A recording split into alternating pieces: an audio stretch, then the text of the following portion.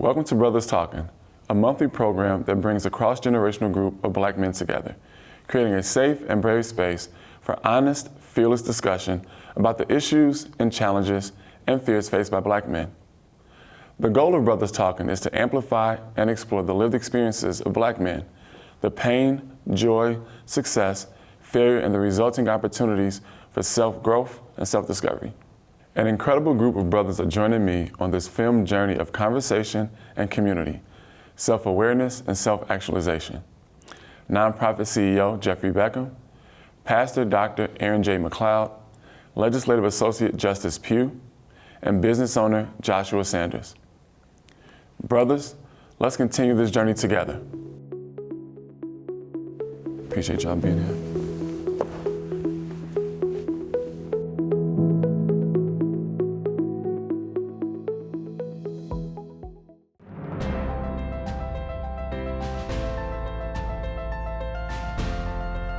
When you commit to authentic voices, when you trust powerful stories, recognition follows.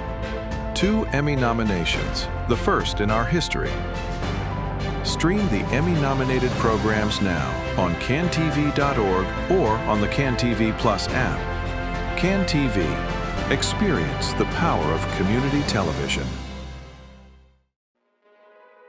Cable cord cutting, funding rollbacks, growing efforts to silence community voices.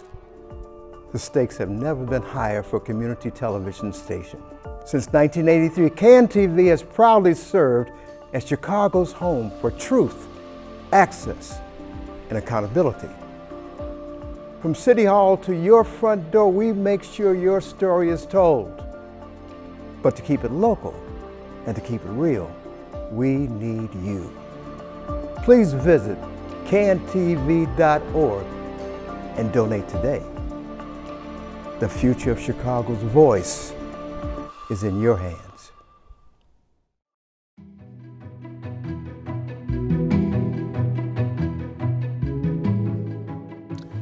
For generations, Black men have carried stereotypes about their sexuality, myths that have shaped how they're seen, how they're desired, and even how they're allowed to express emotion or vulnerability.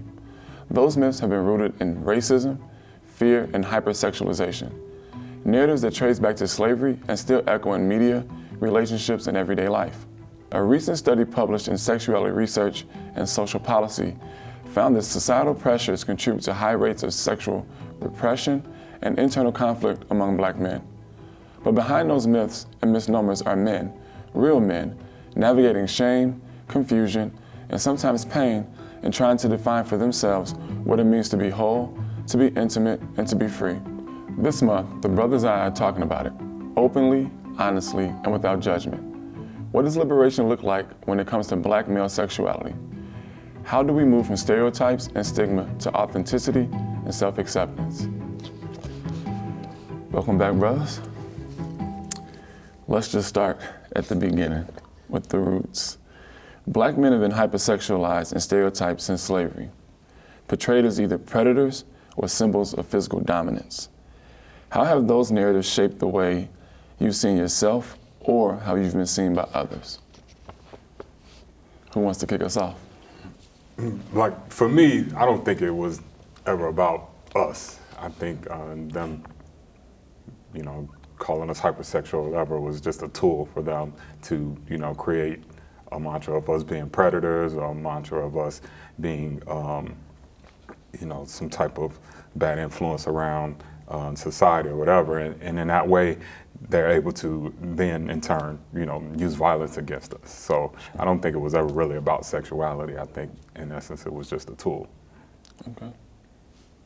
Yeah, I think for me, growing up, watching TV, you got your favorite shows, you got your favorite cartoons, and I remember I see, the one brother that would be in whatever the show is, and always be like, oh, that character's me, so you be with your friends, you're like, oh, I'm the Black Power Ranger, you know what I'm saying, whatever the show is. And when you're young, you're idolizing these characters for how cool they are or their superpowers, or in some cases, getting ladies. But then it becomes, as you get older, and then you don't have, you're not on Cartoon Network anymore. Right. You see these versions of yourself where it's not like just looking up to see yourself in these people, but you're looking up and you're like, wait, am I seeing myself, or is that me, or is that not me at all? So yeah, I think media has an interesting way of kind of shifting. In my experience, as I was like growing up and becoming a man, and yeah, you know, I realized why there's some things that, you know, you're not allowed to watch when you're young, but I think it kind of begs these questions around identity when that shift happens with the things that you're consuming and things that you're watching. Yeah. Anything you all want to chime in?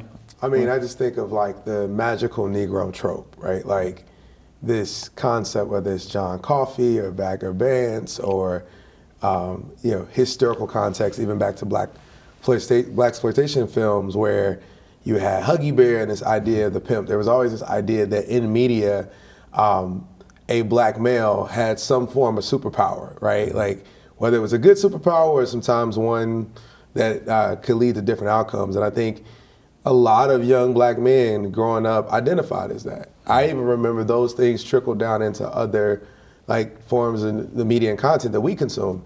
You know, you think about the episode of like Fresh Prince where Will's about to marry Lisa and they're in Vegas the first time and it's Shaft, right? And like that kind of I wanted to know who Shaft was, right? The coolest man, right? And I think you see it as it's like shaping how we identify ourselves, and the young men want to ascribe to those things. Where it's like, I got to get the most girls, or I got to be some form of a super athlete, superhero, super this, that creates unrealistic expectations for young men as they start to like condition themselves and socialize.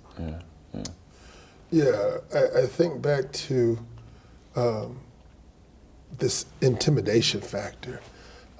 My grandmother from Virginia, who was a colorist and reminded me of my physique as a person, growing up in a white neighborhood, of the social boundaries that I need to be aware of, even as a younger child.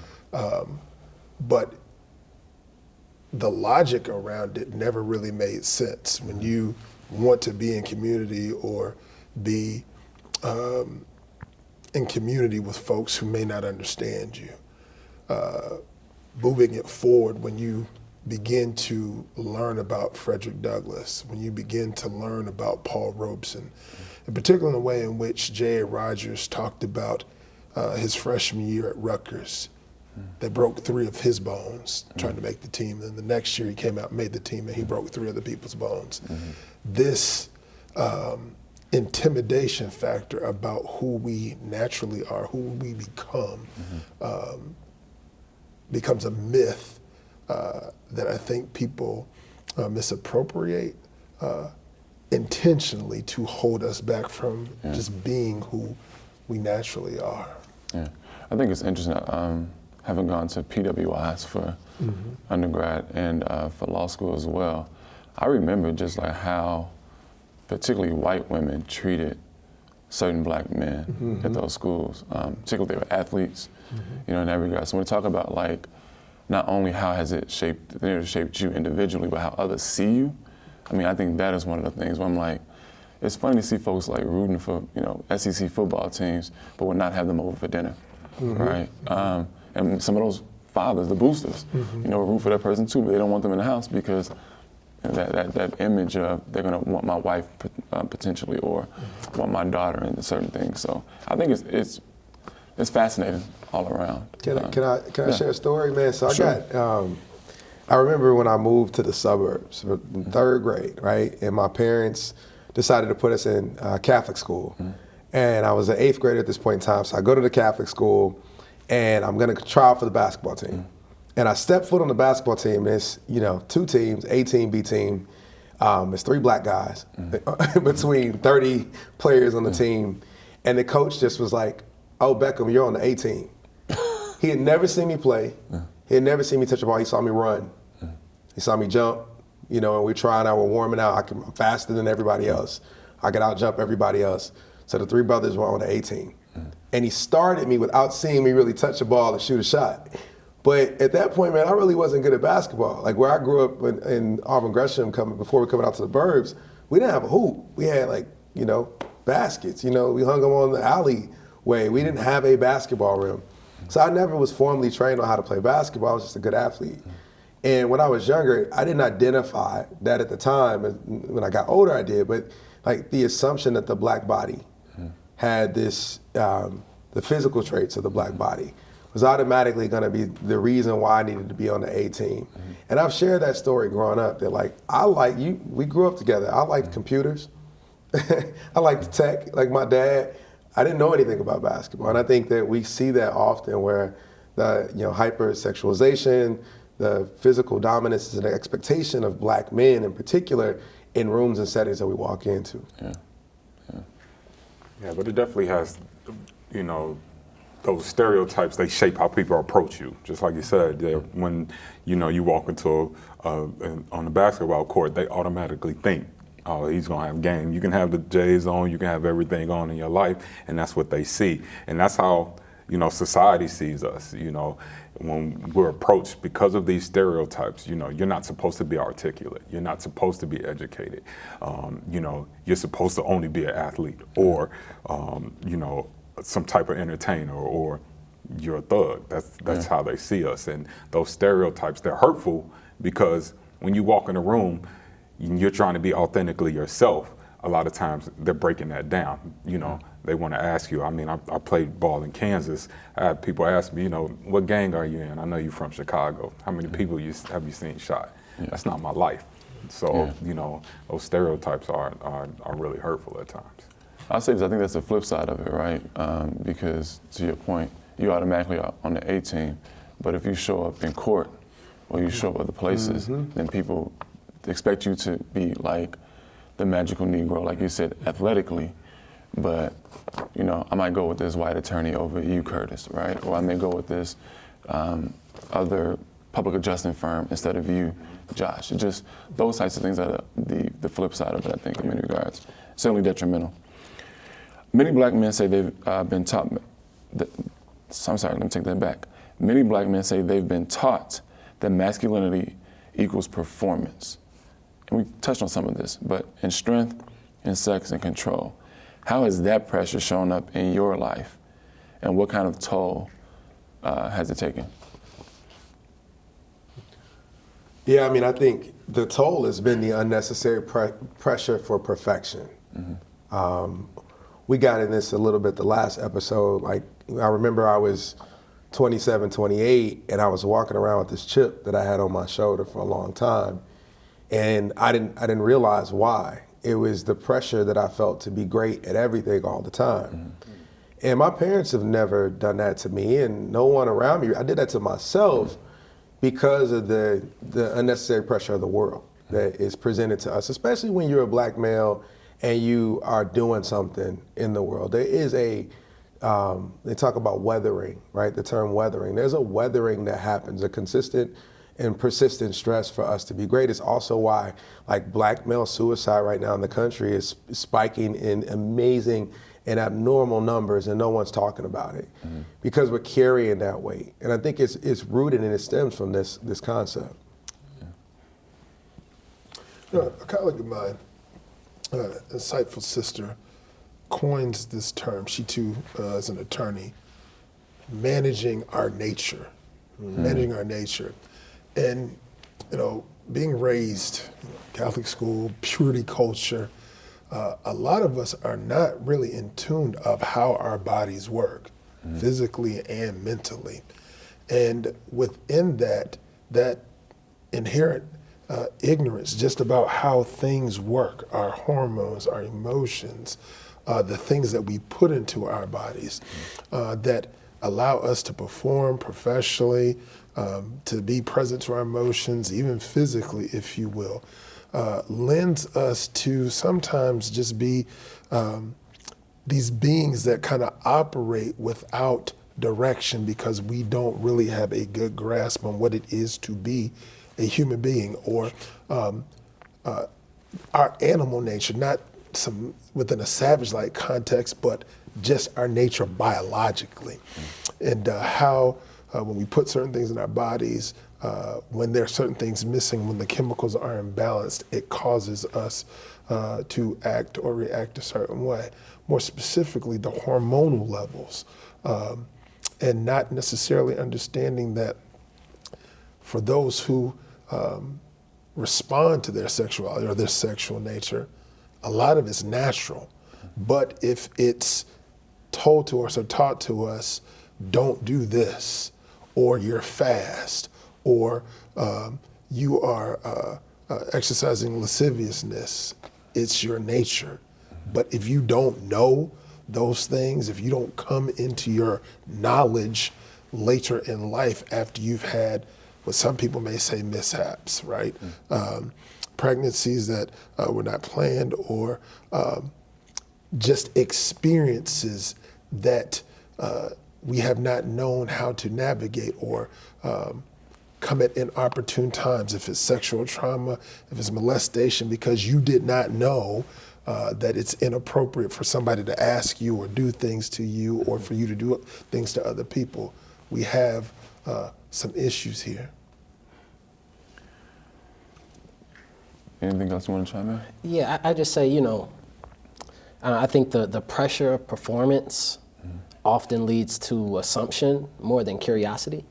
One example being in your career, you have this pressure to show up or to have that sense of control. So instead of leaning towards collaboration or asking for support, you're doing it all yourself, and you got the world on your shoulders, and you probably aren't getting to the best output because you have all that pressure on you. Or in romance, with the partner, instead of asking questions, about what's preferred and what's liked, which often leads to consent and more loving connection, you're assuming, which, may be worse off for you and worse off for the person that you're engaging with. Or just generally in life, being able to ask for support, ask for guidance. It's often a pressure that you have to figure it out yourself first, which can get heavy. But again, that pressure of performance leads to that and leads to assumption, because you're trying to fulfill this certain type of expectation that really isn't necessary, but it takes a while to get there. Yeah, you said the performance piece of it, like masculinity sometimes is kept on a scorecard. How much money you have, how many women have you slept with, how much power you have, so in essence, some of us don't know or don't have the opportunity to lose. Could you imagine if you were given an opportunity to lose and not be criticized for those losses, and be able to, digest and navigate that period of time without the pressures of the world saying you didn't, you don't make enough money. Your job is you're not qualified. Those things that, the world tells us all the time. And I think just a lot of times, because the world says you can't lose, we sit in silence, and we internalize all those pressures. And a lot of that just comes out in negative behavior. Yeah. It's interesting when you say you can't lose. It's really we can't lose, because they, majority culture, particularly white men, get the benefit of the doubt. That's right. Oh, he may not be qualified, but we'll make sure. We'll hold his hand.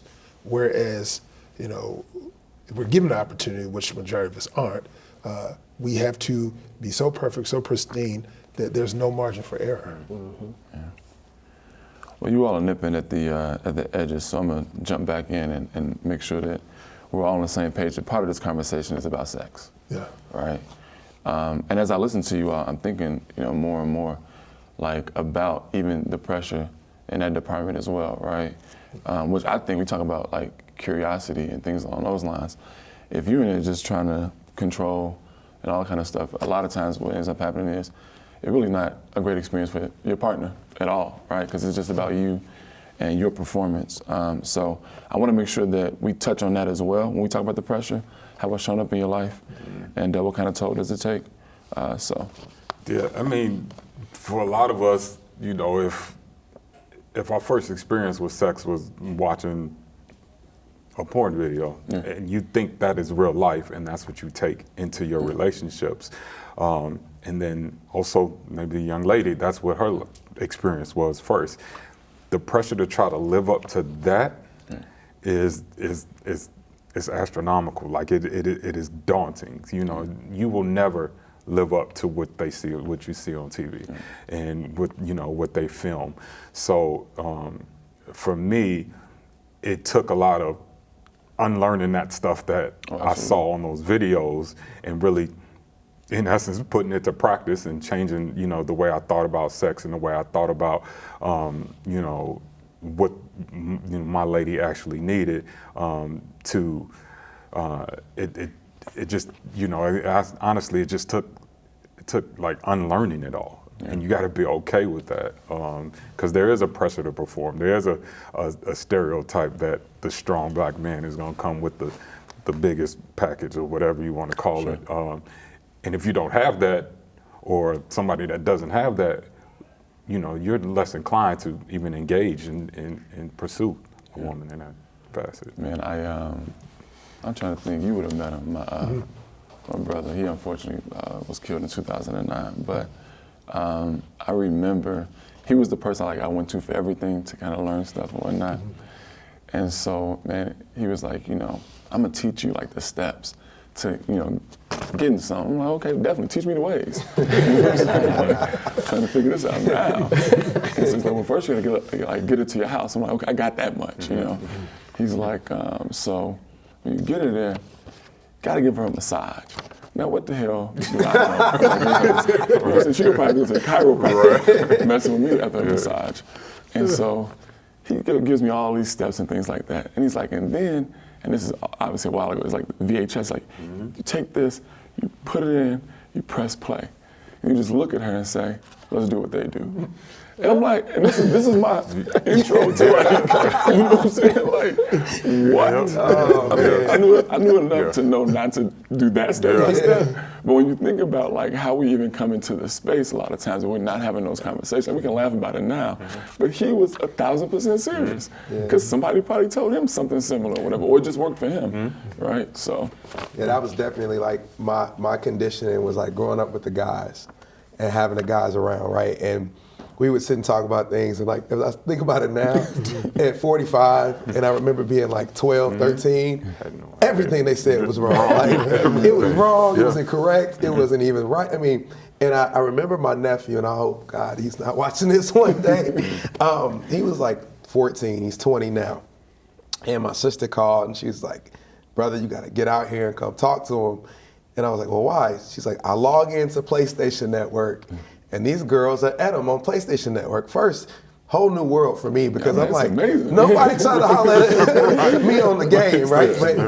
But then I get out there, and they're like in the PlayStation Network, the direct chat, they're dropping videos and stuff, like we said. And I had to tell them, I was like, nephew, it's like real world and fantasy.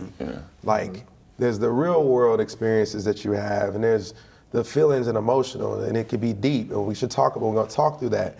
And we sat and talked through it, and I was sweating talking through it. And then I was like, then there's like, that's Lord of the Rings, bro. Like, it's not, people don't fly in the sky and do flips and backflips and stuff, and that just doesn't exist that way. So having a safe space, and I was glad I was able to share that space with him, it made me think back to like, when I grew up, I didn't necessarily have that with the group that I had, and I had to unlearn, like you said, a lot of the things that the homies in the culture taught me. Yeah, I think we touched on a few things that skipped ahead, so I want to actually go to this question now. But it says, from music to movies to social media, black male sexuality is often exaggerated or flattened. What impact do those portrayals have, not just on how the world sees you, but on how you see yourself? And I was thinking about something just as we were talking. I wonder how many situations where somebody misreads things, right? You talked about like porn and things like that. Like, you going to somebody's house to like install their cable, if you even still have cable, does not mean, I think about how many people, like, you just at the bar and somebody smiles at you and it's like, she definitely wants me. Like, really? You know what I'm saying? Like, just had that conversation. Probably not a thing. So I know pornography is one, one space, but just media, I think in general, we talk about the magical Negro, people being attracted for all those stereotypical reasons. I just wonder how many interactions happen because of the fact that people have been black males in particular, hypersexualized in many regards. How many situations have been misread that this guy wants me or that she wants, or guys misreading that she wants him, just based on those things. So, but from the media and social media and things along those lines, what do you all see? How is the impact of those portrayals? How they affected how the world sees you, but also how you see yourself? But for me, like just being a black male, like, and if you're desired because you're black, to me that's not desire, that's consumption. You're seen as a product, so Fetish. that you fetishize. And on the flip side of that, how many places have you not been welcome in because you're black too? So it kind of, it's one of those things where you're damned if you do, you're damned if you don't. Do I lean into this? I'm Mandingo? Do I go out there and portray that, or do I try to change their mind? And so when you walk into a room, you walk into a space, it is very hard to understand that dynamic and where your place is a lot of times. If you walk into a room and there's not many black people in the room, and a white woman is looking at you, is she looking at you because she wants to have a conversation with you, or is she looking at you because now in her eyes that's something that you want? So it's just it's hard to dissect that. Yeah, I think with the example that's popping into my mind is kind of on the flip side of that. I'm thinking of how many shots have I not taken because I may assume that I'm not being seen as like being, black enough or bold enough to, to get that attention or to say what's up and actually be regarded, if I'm not the tallest or the biggest in the room. And that's missed opportunity and shooting my own self in the foot based on those type of assumptions, what I'm saying, that really don't have any substance. Which I've outgrown that. What I'm saying, I'll shoot my shots now. But as a young bull, as a young girl, boy, you're still young. Very young. We found out that the last time we got together how young you were, are. Speaking of pressure too, I don't want you all to feel pressure. Everybody has to answer every single question. But feel free as much as you like. We often don't talk about shame when it comes from not fitting in the stereotype. So whether about body image, desire, or sexual orientation, have you navigated those moments of silence and or shame? I think you started to actually touch on it to some extent, which is a good way to kick us off. Yeah, I've been real loud about this one lately with regard to QB1 of the Chicago Bears. I think folks have equated his masculinity and his performance with the fact that he wears painted fingernails. And say what you want about the young man, his masculinity and toughness and who he is as a man shouldn't be judged because he's trying to raise money for charity. I really struggle with that, and I see it being done to him by black men more than anything else. I'm always in the chats and the DM. You want to fire me up in the DMs? That's the one thing. I'm gonna sit and just like go, because I'm like, that doesn't mean anything about who he is as a man. If he wears a flower lapel pin. And I guess I feel a little bit about that because I remember when I started painting and I was in different spaces, and the questions were like, well, you've been painting your house the whole time by yourself, so what? Like, it's expression, it's creative, it's an outlet, it's a way for me to share something with the world to make me feel better about myself and how I can see the world. And I think that oftentimes with young men, we do that. I work with kids, we work with young people, whether they wear pearls or whatever. Like, I don't think that that's an equation of what you put in adorn your body with how you show up or your masculinity. But we've really gotten there as a community, and it's not healthy. Yeah, I think that's interesting too, because a lot of what we're talking about is majority, us, those things. Yep. And the reality is we do have to look inward as well. True. Because those things are learned, right? And then it passed down to us and so on and so on. So that's a very good point. Anybody else? Yeah, that could be honest. Just talking about QB1. I'm one of those people who I'll be honest. The painted fingernails on a football field. I played football. I'm not judging them on it, but I am against it. I do feel if you're in a huddle and you're amongst men and you raise your hands, I don't think they're paying attention to what the call is coming out of your mouth. They're making jokes, and in the huddle, in the locker room, it's a joke. It's a distraction, and that's the one thing I think. And when it comes to playing sports, that you don't need distractions. I'm not knocking him for raising money for charity. He can wear painted fingernails outside of the football field if he wants to, but I do think stuff like that is a distraction. How much of that do you think is, not that specific example, because we're talking about grown men or whatever, but I think about boys growing up, right? I want to express myself in whatever kind of way.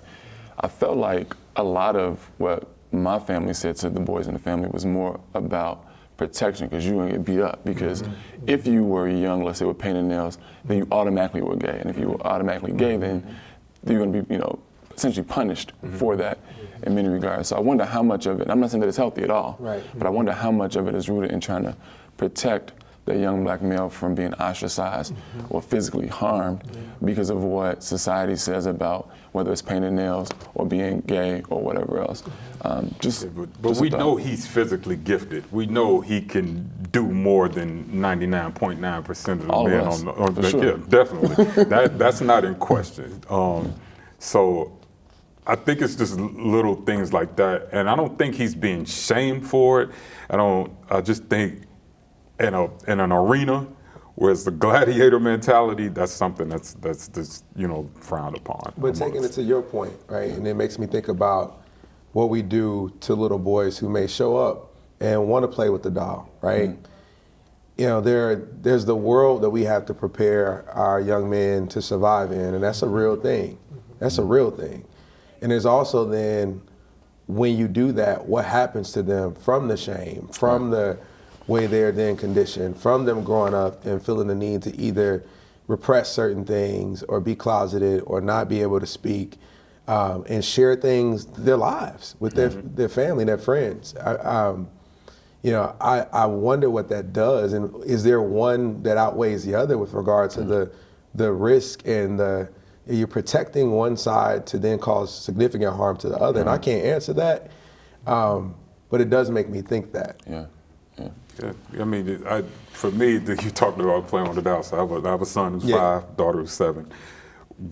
He plays with her toys sometimes, and I have to catch myself to make sure, I'm not looking too deep into it. I'm not, judging him for it, because to speak to your point, we do have to prepare, especially our little black boys, for 2 different worlds. The world where he's loved, he's safe, he's heard, and then there's the world where he can go outside of these doors, the people don't feel the same about him. And it's dangerous, because I don't want to pull who he is out of him. I don't want him to create a person outside of the doors that is not, again, authentically him. But it's a hard thing as a father to understand that, yes, he needs to be protected, but also he needs to grow and form his own path. I'll say this, having a daughter, I think about the fact that we're also preparing, young men for relationships and things down the road as well. And to your point about how much we're helping them by protecting them, so to speak, and how much we're harming them with that same protection, I really want my daughter, to be with somebody who can be himself, genuinely. You know what I'm saying? Because I don't want him masking who he is and those types of things, and not being able to be fully present with her, especially as she chooses a life partner. I very many situations. I know I was, I've been in it myself, where like you find out like this is not who I thought that the person was. But I know there had to be plenty of people who said the same exact thing about me, because I wasn't showing up as I should have. So just something to think about.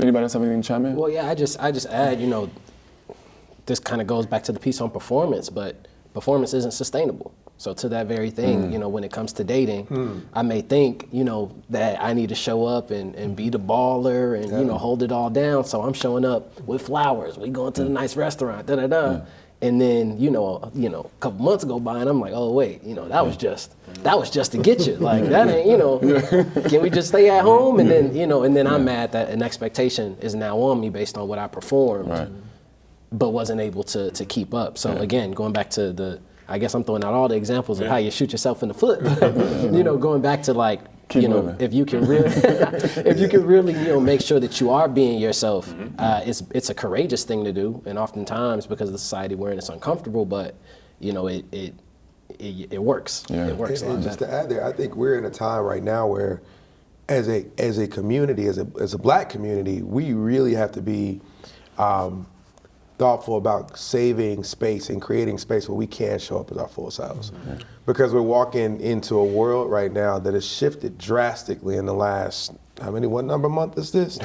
10 months. And in terms of this idea that we had gotten to a place in the last few years of like, be your full self, bring your full self to work, show up how you show up. That has gone the other way. And so I think like if we don't have a community in a safe space where that's real, we already said we still have to interact with majority culture. We go to work, we show up in that way. It's important to have a place where I can just be. I can be whatever that is. I can be amongst my people. That's why this room and this circle is important, so that we can actually have these conversations. Because I've never had this dialogue with my friends sitting at the barbecue or at the barbershop. We talk about that all the time, just having that space and just being able to, like you said, just be. And to have that brother, Curtis will call me and just be like, I just want you to know I love you, bro. And I've had friends all my life. It doesn't happen. It doesn't happen. I'm working on it. So I'm trying. To your point, the safe space. We back in the day, joking and jabbing. That was how we showed love. But a lot of times those jokes hurt, man. Like they hurt, and you laughed it off, and deep down inside you were like, I want to punch you in your face, but you couldn't do it. You had to laugh it off because that was there thing to do. But everything that's funny has some root of truth. That's right. Commonality. Pay attention to the jokes. Absolutely.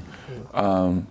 Now we're getting somewhere. So, for many men, especially Black men, you knew this word was coming. Vulnerability can feel dangerous, even in relationships. So, what does real intimacy mean to you, and how do you practice it without fear or performance? I'll say this. I don't know if this is only related to romantic relationships. So I'll kick it off and just say, I said this the first time we sat down. A lot of what I've learned is really with my daughter, being able to like let my guard down because I need to, so that she knows that I'm human. I want her to still think I'm superhuman, but I need her to know that I'm actually human. So for me, I would say real intimacy for me means genuinely just being who I am. My trials, my triumphs, my fears, being honest about those things. I remember my daughter said to me on a road trip, Dad, what's your biggest fear? And it can't be about me. I said, sweetheart, my biggest fear in life is honestly to look you in the face and I'll let you down. And I said, but you never asked me a question you want me to ask you. I said, so what's your biggest fear? I'm gonna get my period while I'm with you. I was like, yep, that's my biggest fear. Got it. So I said it to lighten things up. As you all talk about vulnerability, okay? I think for me, it is communicating and being open in the times where I don't know. I think for a while, whenever things would get hard or things would get tougher, I'd be going through something. My go-to would be to isolate, right? Like that's the time that I need to be not talking to anybody and not picking up the phone.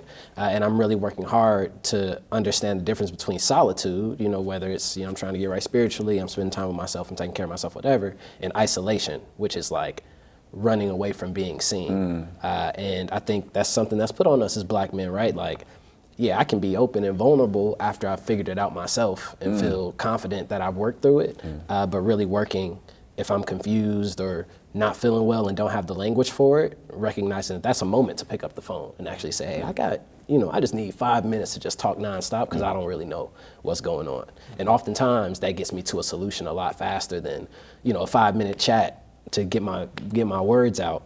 Works a lot better than 5 hours, no phone, isolated, trying to do whatever I think may help me do it alone. Yeah. It's still kind of like vulnerability for me is a work in progress. I'm trying to work to the point where I don't see vulnerability as a danger, and I see it as more of a right, and I have a right to lean into that vulnerability and not be judged for it. And having children and having the relationship I have with my wife and the space that my home creates has allowed me to build on being vulnerable. I don't have to be Superman all the time. I don't have to have it right all the time. I don't need to fix it. Sometimes it doesn't need to be fixed. It just needs to stay broken, and then we can put the pieces together at some point in time. And that's a real hard thing to do. Yeah, like you, John, I'm still learning that, man. Transparently, I've had this air of like, I've always gotten it right in my life. And that's just, one of my mentors uses the term superordinate achievers. Like I've always wanted to be the straight A student. I've always wanted to be the thing. And what started to crack that thing was when I got hurt. I got hurt in a carjacking, attempted carjacking, and I lost vision in my eye. So I had to have facial surgery, eye surgery, and I was at home by myself taking prednisone. And if you've never taken prednisone, what it does to you in high doses is like steroids. Like you go through these extreme emotional shifts. And I remember when I first started, I was hurt. I was a little bit embarrassed. I got hurt and didn't know why this happened. I was sad. And I'm taking this prednisone, and I would take it in the morning, and I remember thinking, I don't want to be here anymore. And I told my sister, and she started calling me every day at that time. And she would check on me to make sure I was good. And she would send me gospel songs. And she's like, brother, this is a phase. Be strong. This is a phase. You're okay. And I told her, because I really didn't have anybody else I felt comfortable telling. I didn't want to tell my parents. I didn't want to worry them. And I didn't think my friends would really understand. And I was dating somebody at the time, but it was new, and she didn't live here. She was in Atlanta. And I was like, I don't have anyone to go to. But in doing that, it allowed me to start to heal and go through like the healing process and the journey. And what I realized in that moment was that I owed that not to her, but like to her and to the woman I was dating. And it's okay to do that. It's okay to not be the Superman. You know, I wear a Superman t-shirt when I work out. Like in my brain, I'm supposed to be, Black Clark Kent. But we're not. Yeah. We're not. And we hurt. And we have challenges and we go through things. And so, I'm still learning how to do that in like romantic relationships. I'm still learning. But I was really grateful for that lesson in that. And sometimes I think, you never know why things happen. I think there were a few lessons I got out of that moment. And one of them was that like, we talked about this in the first episode. I think you said it's okay to not be okay. Yeah. I think for me too, part of jumping to romantic relationships, part of what has helped me, and Josh knows the ups and the downs, and you all do as well, but part of what has helped me is that my lady and I attend church together. And so there's nothing that makes me feel more vulnerable than my relationship with Christ. And just remembering, if there were a comparison, it's not, right? I am absolutely flawed. I am absolutely human. I am nowhere next to perfect. And that kind of relieves me from some of that pressure to be super whoever. Because I know that there's no way that I'm gonna measure up in that regard anyway, but also, he loved me first. You know what I'm saying? So there's nothing I can do, in that regard. So that helps me out to be, I think, a little more vulnerable. I got a couple more topics after this. Yeah, go for it. That intimacy piece, I think that was one of those things I had to learn as well, even being with my wife. Intimacy doesn't equate to sex. Intimacy is being able to open up and say, I'm hurting, or I'm sad, or just sit there and rub her feet, or those types of things. So when we talk about intimacy, I think as men we need to understand it doesn't necessarily end with you laying in a bed.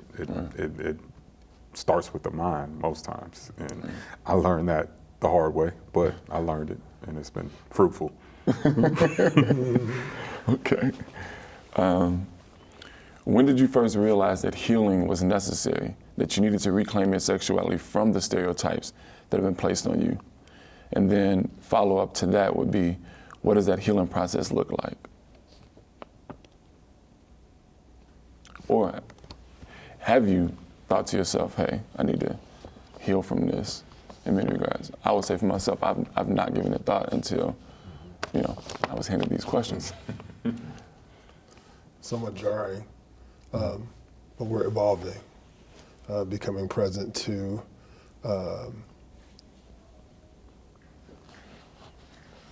what it means to be romantic, vulnerable within the marital relationship, and even outside of that. How you share space, share experiences with people who you care about. Is I think, perpetual work in progress. Yeah, I hadn't thought this through until the questions came, right? Like, what does that actually look like? Yeah. That second part of the question in the journey. But I love the word, I love evolution. And I think with age and growth comes evolution. Sure. You learn different things. We were should. talking a little bit, you should. Not everybody, it's not absolute. We were talking a little bit before about like, someone sent me a meme and then the question was like, have you been loved well romantically? And I think oftentimes folks who have never experienced being loved well show up in ways where like healing is required. Because then you get someone that loves you well and you don't even know how to receive it. It's like, I don't even know what this feels like. So I gotta be open and I gotta share with you. And I gotta show you this other, you gotta see all of the gook and you still gonna love me? And I think just the necessary healing and the journey through that would get us to better places and better relationships too. Yeah. Well, I said no pressure for everybody to answer every question, but I somewhat lied. This last one, everybody is gonna answer at some point. If you could redefine what Black male sexuality means for the next generation, free from myth, shame, or fear, what would that definition be? That's deep. I guess for me to reshape it, it would just be no pressure. If you want to be strong, be strong. If you want to be weak, be weak. If you don't want to go to the gym, don't go to the gym. If you don't want to sleep with 1,000 women, you want to keep it with one woman, then that is up to you. You don't have to be pressured to be something that you don't want to be. And that's what I believe society has done now with social media and with the instant access to everything. Everybody thinks there's only one way to do it, and there's not. You can love after being hurt. You can also be hurt after being loved, and you have to understand that journey is part of it. Whatever it goes, the ebbs and flows of life, the ebbs and flows of love, the ebbs and flows of a relationship. It's a journey, and embrace that journey and understand that you don't have to conform to the stereotypes. Could you imagine a world where our boys don't have to unlearn anything because they've been taught the right way from now? Since we have a representative from the younger generation, the next generation, what are your thoughts? Yeah, I think, honestly, my mind, connecting to this was also still connected to the healing question. And I was just reflecting on, this experience that I had with a partner where basically I felt shame for not doing something and apologized. And she expressed that that wasn't even something that she's interested in or desired. And that was like a big moment where I was like, wait, what? Like I felt all this shame. And I didn't even ask that question of like, wait, what is it that you like, and how do I show up in that way? So when I think of redefining black male sexuality, it goes back to that theme of like curiosity, but also acknowledging and embracing difference. Like black male sexuality isn't me doing everything y'all doing. It's actually me doing me and coming together with like my fullness and someone else's fullness, and then like moving from there. So really like encouraging and embracing, that self-reflection and that individuality instead of the that kind of like group think and pressure of performance to be the same, because that's pretty counterproductive. All right, the two of you, rapid fire. You get the last. I'll be last quick. words.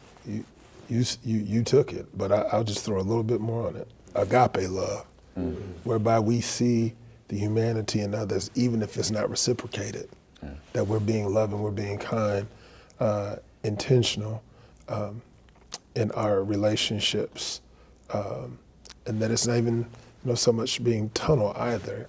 The myriad of relationships that we're in, romantic, platonic, even in situationships as well, but that there's a current of respect. Yeah, quick. Yeah.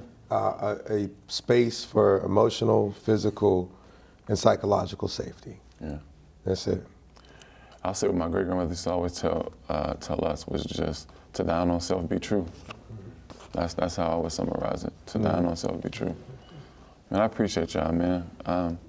I was a little intimidated by some of these questions. We got through this. But we got through it together, man. We made it through together, man. I appreciate you fellas, man.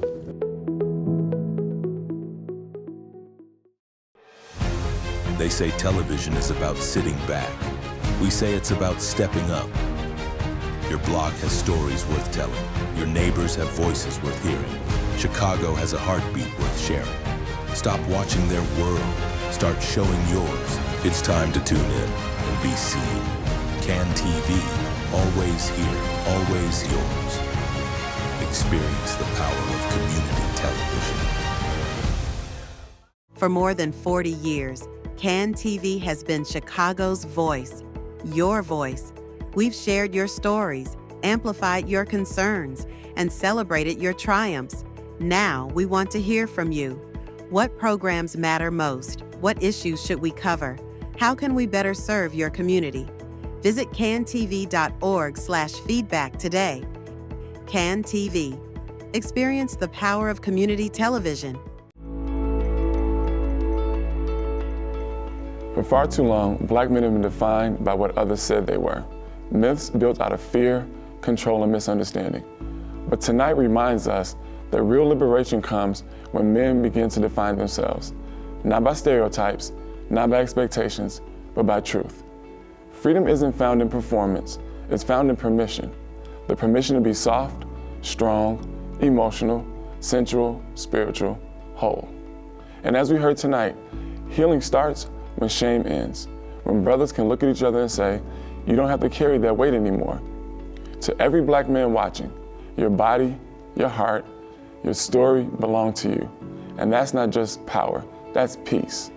Thank you for making time in your day for this critical conversation. Until next time, keep showing up for yourself and for each other.